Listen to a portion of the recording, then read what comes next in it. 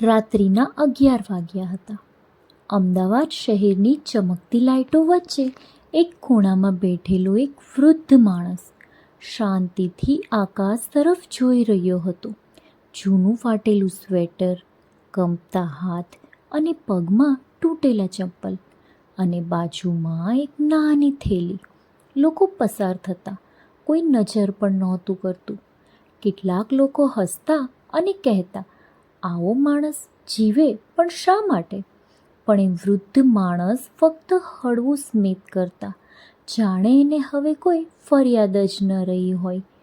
દરરોજ સવારે એ શહેરના જૂના શિવ મંદિરની બહાર આવીને બેસતા. મંદિરના પંડિતજી એને ઓળખતા હતા. દાદા, ચા પીશો? દાદા હસીને કહેતા, ભગવાને આજનો દિવસ આપ્યો છે એ જ ઘણું છે. પંડિતજી ઘણીવાર વિચારતા. તેઓ મનમાં ને મનમાં કહેતા કે આ માણસમાં કંઈક અલગ છે, કારણ કે ભિખારી જેવા દેખાતા હોવા છતાં તેની વાતોમાં ગજબનો સંસ્કાર હતો. ક્યારેક કોઈ ગરીબ બાળક આવે તો દાદા પોતાનું ખાવાનું એને આપી દે. ક્યારેક કોઈ રડતું હોય તો તેની બાજુમાં બેસી જાય, અને તેની આંખોમાં અજબ ઊંડાણ હતું, જાણે કે તેમણે બહુ બધું ગુમાવેલું હોય. એ જ વિસ્તારમાં રહેતી હતી કાવ્યા. કાવ્યા 10 વર્ષની નાનકડી છોકરી. માસૂમ ચહેરો, હંમેશા હસતી રહેતી. દરરોજ સ્કૂલ જતી વખતે એ દાદાને જોતી. એક દિવસે મમ્મીને પૂછે છે, મમ્મી, આ દાદા રોજ અહીં કેમ બેસે છે? મમ્મી બોલી, બેટા, કદાચ કોઈ એમનું નહીં હોય, તે એકલા જ હશે. કાવ્યાના દિલમાં એ વાત અટકી ગઈ. બીજા દિવસે કાવ્યાએ પોતાના ટિફિનમાંથી 2 રોટલી કાઢી. તે ધીમે ધીમે દાદા પાસે ગઈ અને બોલી, દાદા, ભૂખ લાગી હશે ને? દાદા થોડા સેકન્ડ સુધી એને જોતા જ રહ્યા. પછી કંપતા હાથથી રોટલી લીધી અને તેમની આંખો ભીની થઈ ગઈ. કદાચ મહિનાઓ પછી કોઈએ તેમને પ્રેમથી પૂછ્યું હતું કે દાદા, ભૂખ લાગી હશે ને? દાદા બોલ્યા, તારું નામ શું છે બેટા? કાવ્યા. કાવ્યાએ હસીને જવાબ આપ્યો. દાદા બોલ્યા, ખૂબ સરસ નામ છે. એ દિવસ પછી કાવ્યા રોજ દાદા માટે કંઈક લાવતી. ક્યારેક બિસ્કિટ, ક્યારેક ચા, અને દાદા પણ તેની રાહ જોતા. ધીમે ધીમે બંને વચ્ચે અજબ સંબંધ બંધાયો. કાવ્યા સ્કૂલની વાતો કરતી. તે કહેતી, દાદા, આજે મને સ્ટારમાં ગોલ્ડ મળ્યો છે. દાદા, આજે મારી ફ્રેન્ડ સાથે ઝઘડો થયો. અને દાદા શાંતિથી કાવ્યાની બધી વાતો સાંભળતા. તે ક્યારેક હસતા, ક્યારેક સમજાવતા. એક દિવસ કાવ્યાએ પૂછ્યું, દાદા, તમારું ઘર ક્યાં છે? આ સવાલ સાંભળતા જ દાદાની આંખો તો ખાલી થઈ ગઈ. તે થોડીવાર કંઈ બોલી જ ના શક્યા. થોડીવાર પછી બોલ્યા, હતું બેટા, એક બહુ મોટું ઘર હતું. પછી? દાદા હળવેથી હસ્યા.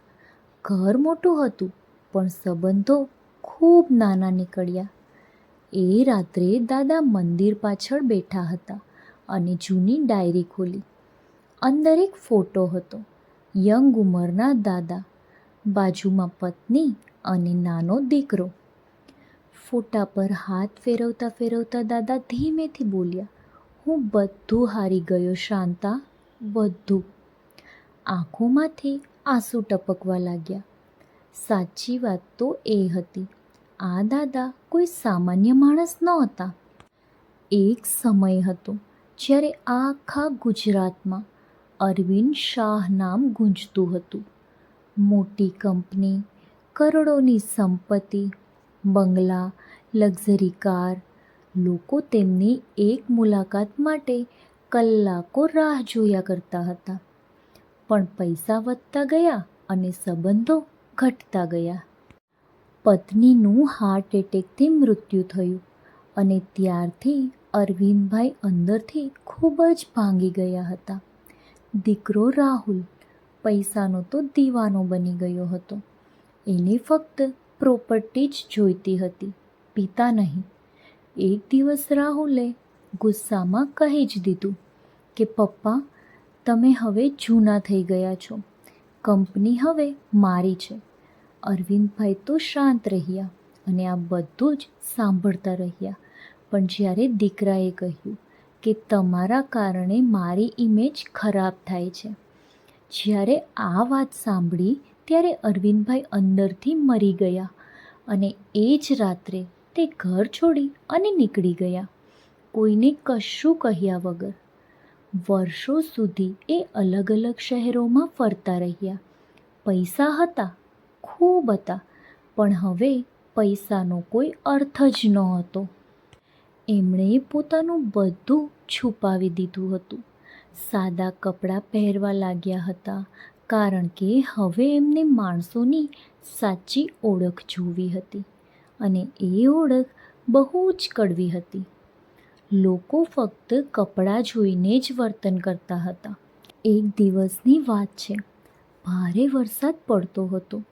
કાવ્યા સ્કૂલમાંથી આવવાનો ટાઈમ થયો હતો અને તે સ્કૂલમાંથી આવી રહી હતી. અચાનક જ રોડ ક્રોસ કરતી વખતે એક બાઇક ખૂબ જ ઝડપથી આવી અને કાવ્યા ડરી ગઈ. કાવ્યાનો પગ લપસ્યો અને એ રોડ પર પડી ગઈ. આસપાસ લોકો ઊભા હતા, પણ કોઈ જ આગળ ન આવ્યું. ત્યારે દાદા દોડ્યા. પોતે વરસાદમાં ભીંજાય અને તેમણે કાવ્યાને બચાવી લીધી. એ જ વખતે એક બાઇક દાદાને અથડાઈ અને નીકળી ગઈ. દાદા રોડ પર પડી ગયા અને તેમના માથામાંથી લોહી નીકળવા લાગ્યું. આ જોઈ અને કાવ્યા ખૂબ જ ગભરાઈ ગઈ અને તે રડવા લાગી. દાદા, લોકો હવે ભેગા થયા હતા. કોઈએ એમ્બ્યુલન્સ બોલાવી. હોસ્પિટલમાં દાદા બેડ ઉપર હતા. ડૉક્ટરે કહ્યું કે ઉંમર વધારે છે તો ધ્યાન ઘણું રાખવું પડશે.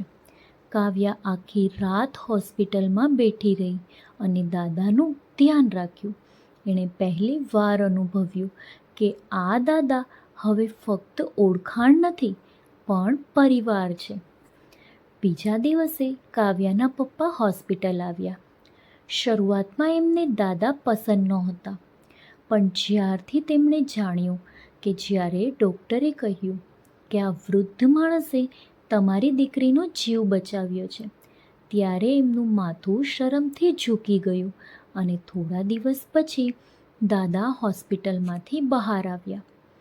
પણ હવે એ ખૂબ જ નબળા થઈ ગયા હતા. એક સાંજે દાદા અને કાવ્યા વાતો કરી રહ્યા હતા. કાવ્યાએ કહ્યું, દાદા, તમે અમારા ઘરે આવી જાઓ ને. દાદા હસ્યા. બેટા, હું ભાર બની જઈશ. તમે ભાર નથી. આ શબ્દ સાંભળતા જ દાદાની આંખો તો ફરી ભીની થઈ ગઈ, કારણ કે ઘણા વર્ષો પછી કોઈએ એમને ફરી ભાર નહીં ગણ્યા. દાદા હવે કાવ્યાના ઘરે રહેવા લાગ્યા. ઘરમાં હાસ્ય આવવા લાગ્યું. કાવ્યાને વાર્તાઓ કહેતા. ક્યારેક દાદા રસોડામાં પણ મદદ કરતા. પણ રાત્રે બધા સૂઈ જાય પછી દાદા એકલા બેસી અને રડતા, કારણ કે દાદાને ખબર હતી કે તેમની આ ખુશી હવે લાંબી નથી.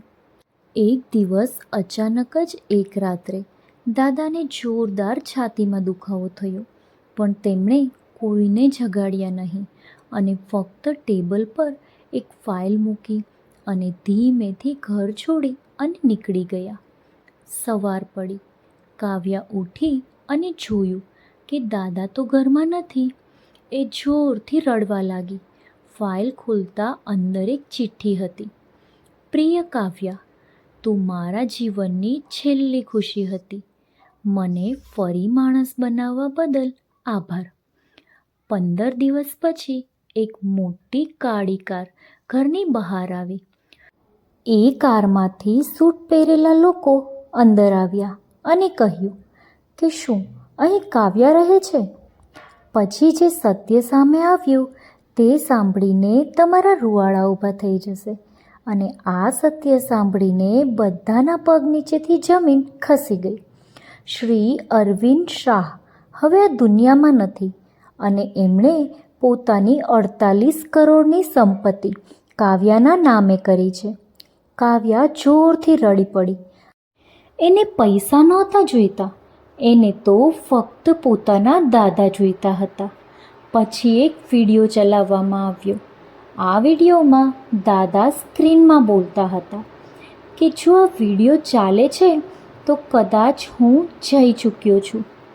જીવનભર લોકો મારા પૈસાને સલામ કરતા રહ્યા, પણ જ્યારે મેં ફાટેલા કપડાં પહેર્યા ત્યારે કોઈએ માણસને ઓળખ્યા નહીં કે જોયા નહીં. ફક્ત એક નાનકડી દીકરીએ જ મારા અંદરનું દિલ જોયું. એટલા માટે હું મારી બધી કમાણી અને મારી બધી સંપત્તિ એના નામે કરું છું. થોડા મહિના પછી મંદિરની બહાર એક સુંદર આશ્રમ બન્યો. જે આશ્રમ કાવ્યાએ બનાવ્યો હતો તેનું નામ હતું શાંતા વૃદ્ધાશ્રમ, જ્યાં દરેક એકલા વૃદ્ધને ઘર, પ્રેમ અને માન મળતું. અને દરવાજા પર એક લાઈન લખેલી હતી, ક્યારેક ફાટેલા કપડામાં પણ સૌથી અમીર દિલ છુપાયેલું હોય છે. મિત્રો, વાર્તા અહીં પૂરી નથી થતી, કારણ કે આજે પણ ઘણા અરવિંદભાઈ રસ્તાઓ પર એકલા બેઠા છે. મિત્રો, જેઓને ફક્ત પૈસા નહીં પરંતુ થોડો પ્રેમ જોઈએ છે. તો મિત્રો, જો તમને મારી આવી વાર્તા ગમતી હોય તો લાઈક અને શેર કરી દેજો. તેમજ આવી જ બીજી વાર્તાના નોટિફિકેશન તમને મળી રહે તે માટે મારી ચેનલને સબસ્ક્રાઈબ જરૂરથી કરી લેજો. હવે ફરી મળીશું એક નવા વિડીયોમાં. Thank you for watching.